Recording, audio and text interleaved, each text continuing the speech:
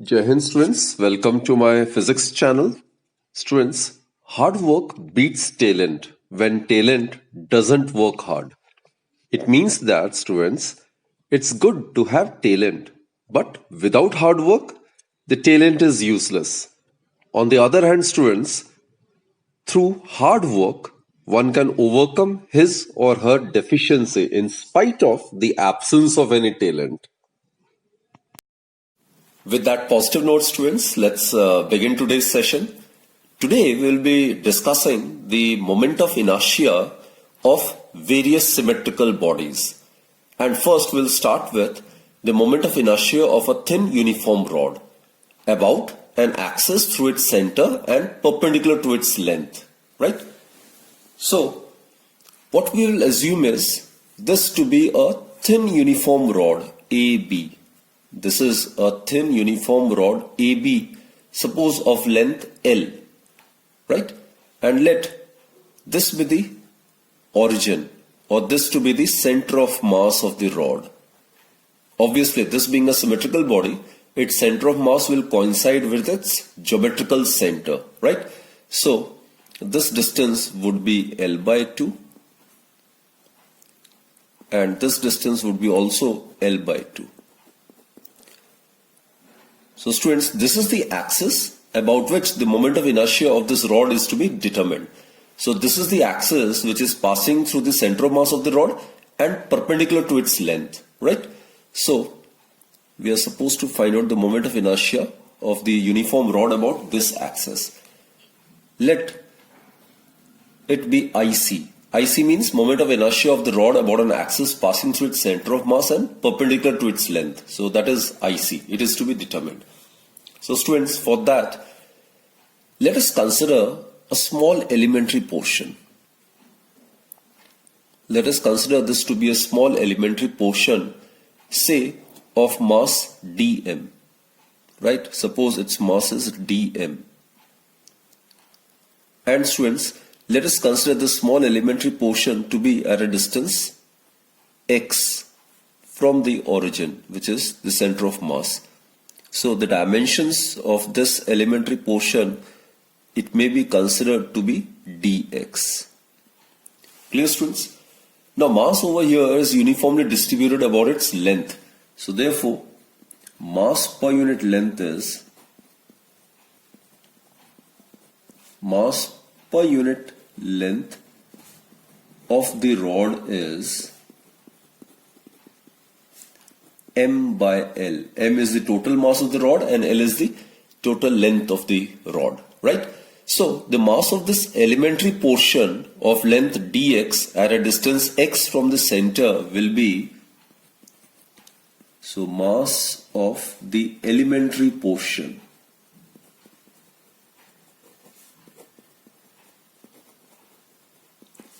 I've considered it to be dm, right?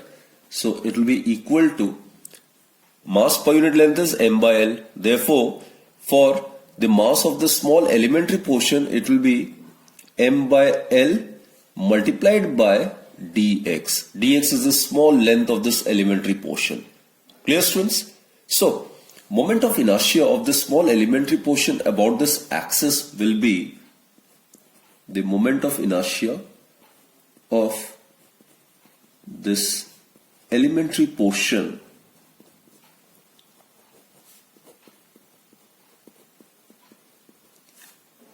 about this axis. Suppose it is y dash, right?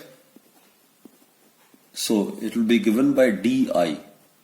Di stands for the moment of inertia of the small elementary portion about this axis. So it is given by mass of this elementary portion multiplied by the square of its perpendicular distance from the axis. So in this case, it will be dm multiplied by x square, isn't it? That is, substitute the value of dm, so we will get m by L x square into dx. And therefore, students, total moment of inertia of the entire rod. So moment of inertia of the rod about this axis, about y dash, which is the axis passing through its center of mass and perpendicular to its length, that is IC. It will be given by integration of this, right? And obviously the limits would be from, for the entire rod, it would be from minus L by 2 to plus L by 2. This is the origin, right? So it will be minus L by 2 to plus L by 2. The total length of the rod is L. So the limits would be from minus L by 2 to plus L by 2. So substituting the value and taking the constant outside the integration, we get m by L integration of x squared dx. Limits would be from minus L by 2 to plus L by 2. Now let's evaluate it. So IC, it would be equal to m by L integration of x square with respect to x is x cube by 3. Limits would be from minus L by 2 to plus L by 2. So let's keep on evaluating it. 3 can be taken outside. So x cube, upper limit minus lower limit. So L by 2 whole cube minus lower limit minus L by 2 whole cube. So that will give us m by 3L will get L cube by 8 minus L by 2 whole cube is minus L cube by 8. Minus minus it will become plus. So IC, it is equal to twice L cube by 8 into m divided by 8. 8 into 3, 24 L. Isn't it? L cube by 8 plus L cube by 8 is twice L cube by 8. 8 into 3 is 24. So we will be getting the result as IC is equal to m L square divided by 12. So students, this is the formula for the moment of inertia of a thin uniform rod about an axis passing through its center of mass and perpendicular to its length. So it is mL square divided by 12. Now students, let us calculate the radius of gyration, right? Now radius of gyration, let's find out this radius of gyration in this particular case. As we are aware, it is denoted by K, and moment of inertia in terms of radius of gyration is given by mass of the body multiplied by square of the radius of gyration. Therefore students, substitute this value over here. So we get mL square by 12 is equal to mk square. Get cancelled. So we get k is equal to square root of L square divided by 12, which further implies that k it's equal to L by 2 root 3. So students, the radius of gyration of a uniform thin rod rotating about an axis passing through its center and perpendicular to its length is L by 2 root 3. So that's the expression for the radius of gyration. Now students, let us find out the moment of inertia of the rod about an axis through its end and perpendicular to its length, right? So we are supposed to find out the moment of inertia of this rod about the axis, say AB, and this is the axis which is perpendicular to the length of the rod and passing through its end, right? Now this we are aware students, this we have done. This is the center of mass of the rod, and in case the rod is rotating about an axis passing through its center of mass and perpendicular to its length, then its moment of inertia, it is IC, and it is found to be mL square divided by 12, right? Now what we are supposed to do is, we are supposed to find out the moment of inertia of this rod about this axis. So when the rod rotates like this, when the rod rotates about the axis AB,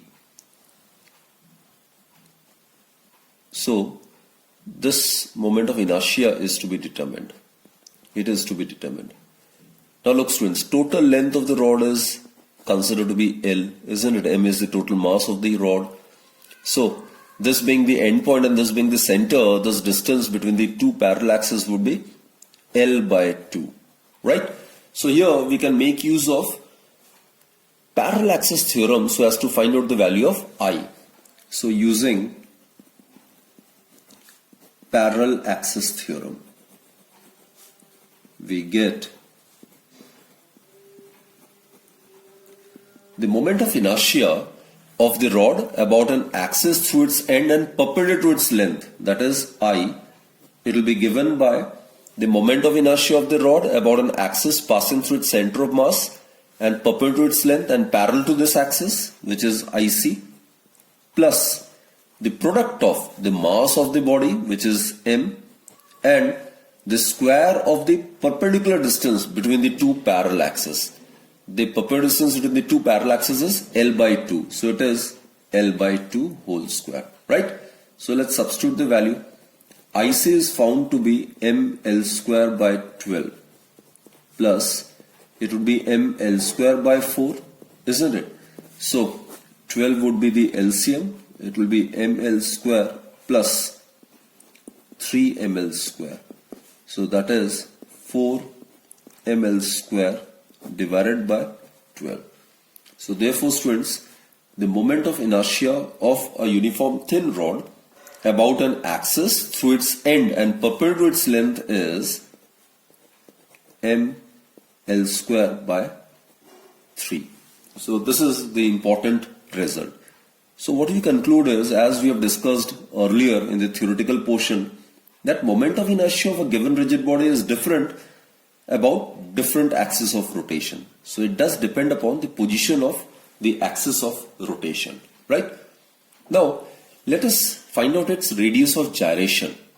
Now we are aware I is equal to, in terms of radius of gyration, it is mk square, isn't it? Therefore, substitute the value of I over here. So we get ml square by 3 is equal to mk square, or k would be equal to square root of L square by 3. That is, the radius of gyration in this case would be equal to L by root 3. So this is again an important result.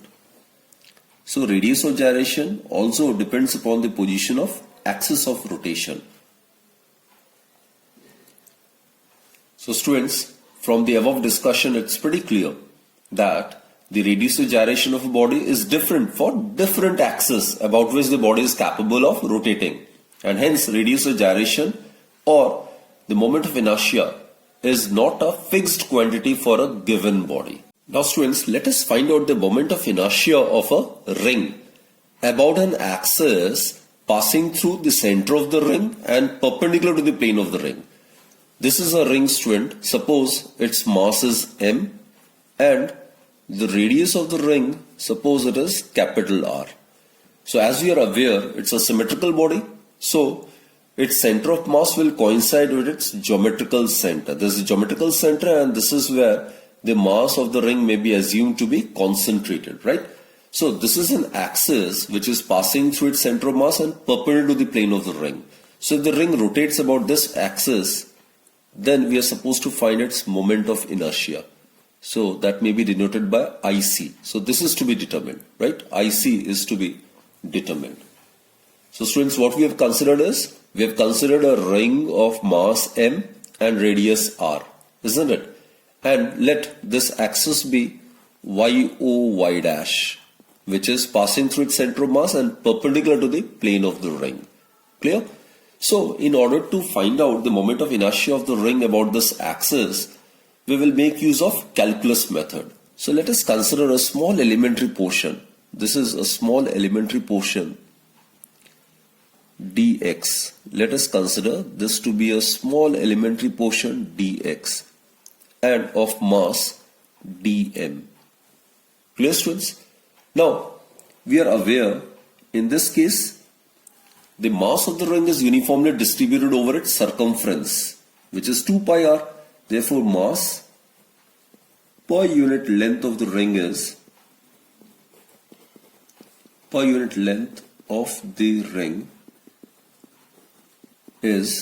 mass of the ring divided by total length of the ring, that is 2 pi r, right?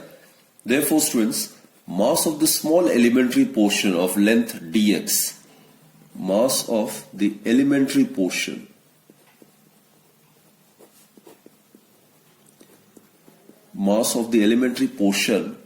it may be represented by dm, and it will be equal to mass per unit length of the ring multiplied by the length of this elementary portion, that is dx. Clear? So therefore, first and foremost, we'll find out the moment of inertia of the small elementary portion about this axis, and then by doing integration, taking suitable limits, we can determine the moment of inertia of the entire ring about the same axis, right? So that is our approach. So moment of inertia of this elementary portion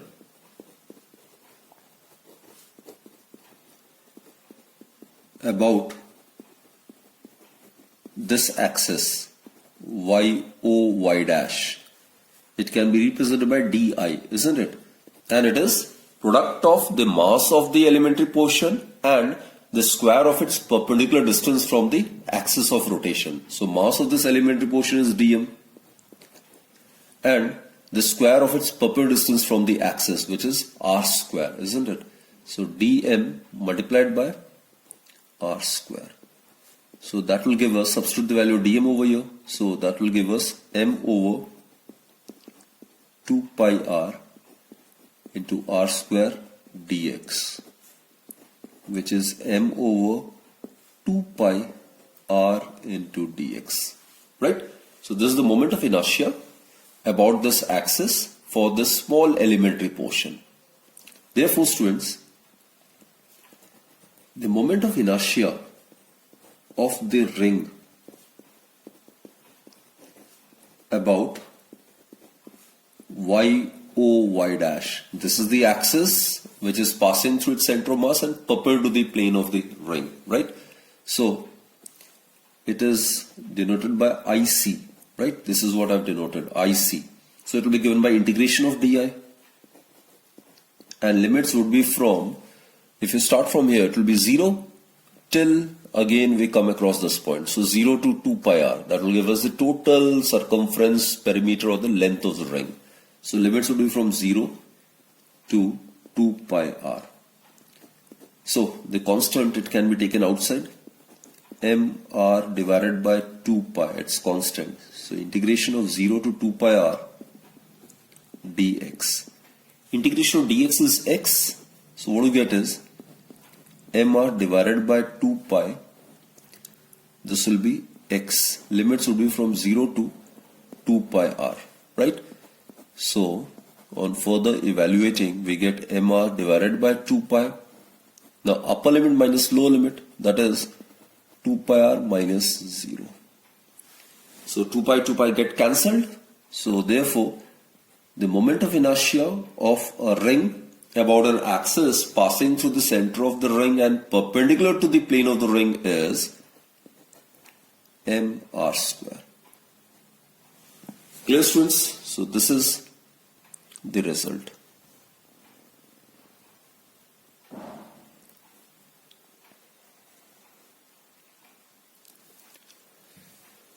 Right? So the moment of inertia of a ring about an axis through the center of the ring and perpendicular to the plane of the ring is product of the mass of the ring and the square of the radius of the ring. Now students, let us find out the moment of inertia of the ring about a diameter of the ring, right? So this is the ring which we have considered of mass m and radius r, isn't it? This is the center, and we are aware the moment of inertia of the ring about an axis passing through its center and perpendicular to its plane is mr square. This we are already aware.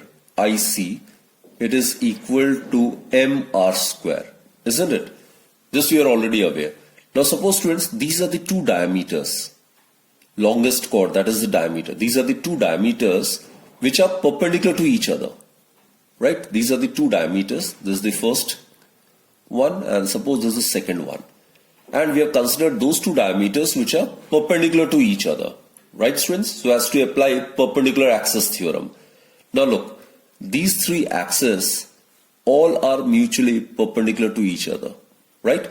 And this is the axis which is perpendicular to the plane of the ring, while these two axes mutually perpendicular to each other are lying on the plane of the ring and all intersecting at the common point O. So here we can very much make use of perpendicular axis theorem.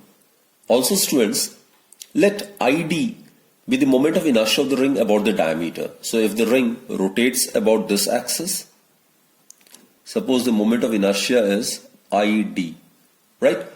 Now since this ring has a symmetrical shape, therefore its moment of inertia about any other diameter, there can be infinite diameters which can be drawn, but we have considered those diameters which are perpendicular to each other, right? So since the ring has a symmetrical shape, therefore its moment of inertia about any diameter would be same. So if the ring rotates about this axis or the ring rotates about this axis, which is again along the diameter, the moment of inertia would be same, right? Now let's make use of perpendicular axis theorem. So using perpendicular axis theorem we get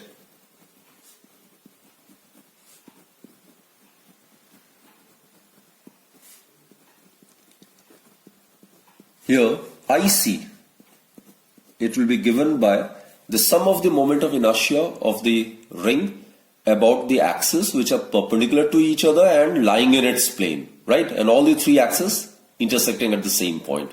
So it will be ID plus ID. That is IC, this we are already aware of, it is mr square. So it is equal to twice ID. Or students, the moment of inertia of the ring about a diameter of the ring is mr square divided by 2. So this is the result. So this is again the application of axis theorem. Here we have made use of perpendicular axis theorem, right? Okay. Now let's consider the moment of inertia of the ring about an axis parallel to one of the diameters and touching the ring. So this is the axis which is parallel to the diameter and touching the ring, right? So this is the diameter, students, and this is the center. Just now we have discussed, if the ring rotates about its diameter, then moment of inertia of the ring about its diameter is mr square by 2. Just now we have found this expression, right?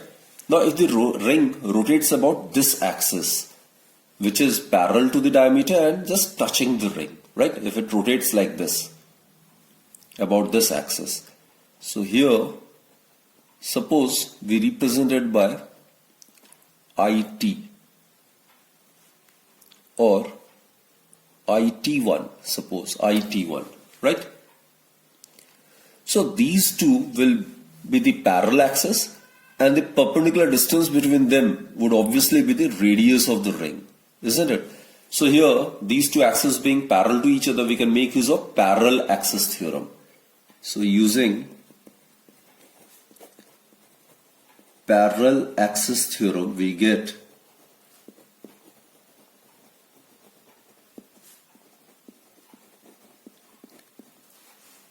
the moment of inertia of the ring about this axis, that is IT1, it is equal to the moment of inertia of the ring passing through its center, that is ID plus the mass of the ring and plus the mass of the product of the mass of the ring and the square of the perpendicular distance between these two parallel axes.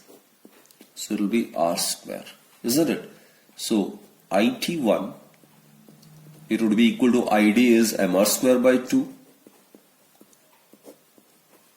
plus mr square. That is IT1, which is the moment of inertia of the ring about an axis which is parallel to one of the diameter and just touching the ring. So it will be equal to 3 by 2 mr square. So this is the result. Again, we can safely conclude that the moment of inertia of the rigid body about different axis of rotation is different. So the mi of a rigid body is not constant. It depends upon the position of the axis of rotation, right? Let's consider the last case as well. Here we are supposed to find out the moment of inertia of the ring about an axis tangential to the ring and perpendicular to the plane of the ring. This is the axis which is tangential to the ring and perpendicular to the plane of the ring, right? So if the ring rotates about this axis like this, so this is to be found. Let us consider this to be IT2. And this is the center of the ring, this is the radius, and we are aware the moment of inertia of the ring about an axis passing through its center and perpendicular to its plane. That is denoted by IC, and it is found to be mr square. So here these two axes under consideration are parallel to each other, isn't it? So again, using parallel axis theorem, we get using parallel axis theorem, we get IT2, it is equal to the moment of inertia of the ring about an axis passing through its center, that is IC, and these two must be parallel to each other, plus the product of the mass of the ring and the square of the perpendicular distance between these two parallel axes, which is r square. That is IT2 is equal to IC's mr square, right? Plus mr square. Therefore, IT2 is equal to twice mr square. So the moment of inertia of the ring about an axis which is tangential to the ring and perpendicular to the plane of the ring is 2mr square, twice the product of the mass of the ring and the square of the radius of the ring. So students, in this particular lecture, we have discussed the moment of inertia of the rod and the moment of inertia of a ring, taking all the feasible cases, right? So that's it for this particular session, students. Do join me in my next lecture, and till then, stay healthy, keep fit, and keep yourself motivated. Thank you.